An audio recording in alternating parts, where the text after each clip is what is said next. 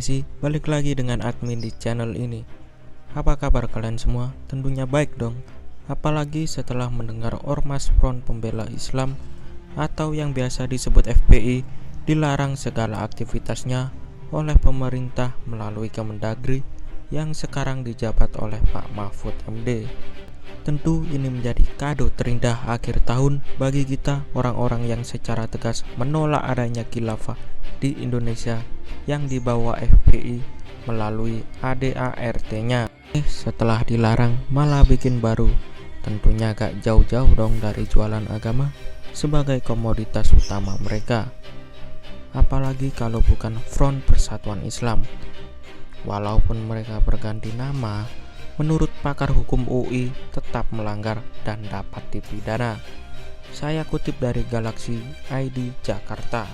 Pasalnya, menurut Profesor Dr. Indrianto Seno Aji SHMA, seorang pengajar PPS bidang studi ilmu hukum UI, dalam rilisnya mengatakan bahwa pelarangan FPI yang dituangkan melalui SKB merupakan domain fact HTN HAN, artinya memang menjadi kewenangan pemerintah. Masih menurut Indrianto, sebagai produk HTN, maka setiap pelanggaran terhadap pelarangan tersebut dapat berdampak hukum pidana bagi pelakunya karena SKB tersebut memiliki legalitas yang dapat dipertanggungjawabkan secara hukum, sehingga SKB tersebut patut diapresiasi dan didukung penuh oleh semua komponen bangsa. Nah, lebih lanjut Indrianto mengatakan ADART FPI ini bertentangan dengan Undang-Undang Ormas sebagaimana telah ditegaskan pada pasal 1 Undang-Undang Nomor 16 2017 tentang Ormas dan Kementerian Dalam Negeri sampai sekarang tidak menerbitkan surat keterangan terdaftar bagi FPI dan tidak mengakui Pancasila. Oleh karena itu, Kementerian Hukum dan Hak Asasi Manusia memiliki kewenangan melakukan evaluasi status hukum ormas sebagai badan hukum dan FPI tidak pernah terdaftar sebagai status badan hukumnya.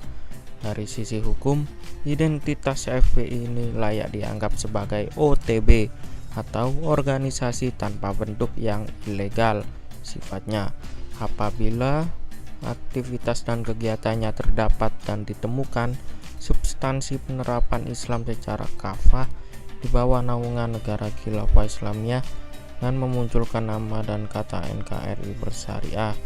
Pelarangan kegiatan dan aktivitas FPI haruslah diartikan terhadap segala bentuk organ dan perubahannya, baik langsung atau tidak langsung, dengan segala atribut maupun lambang organ dan perubahannya.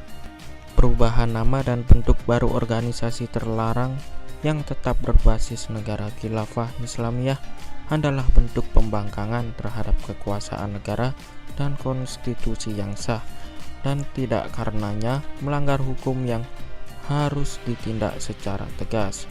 Nih, saya bacakan. Karenanya, pelarangan terhadap larangan ini merupakan bentuk pelarangan hukum yang baru, tegas Indrianto dalam rilisnya.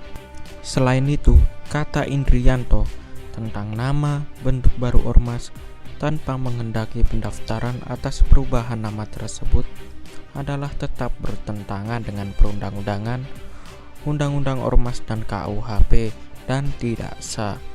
Perubahan nama dan bentuk organisasi baru tanpa melalui prosedur hukum yang berlaku menjadi dasar bagi pemerintah untuk melakukan keputusan untuk pembubaran dan pelarangan kegiatan dan aktivitas organisasi masyarakat yang baru tersebut.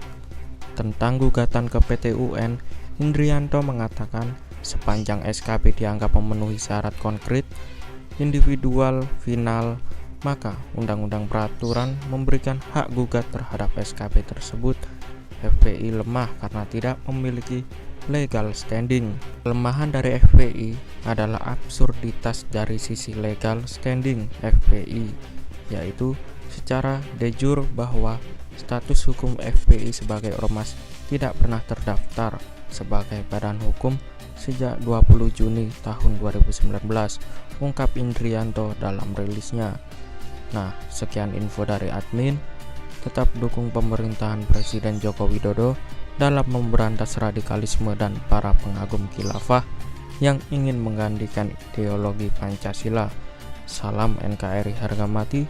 Jangan lupa like, subscribe, dan share agar mereka segera sadar atas apa yang mereka lakukan. Mari kita nikmati kopi manis hari ini.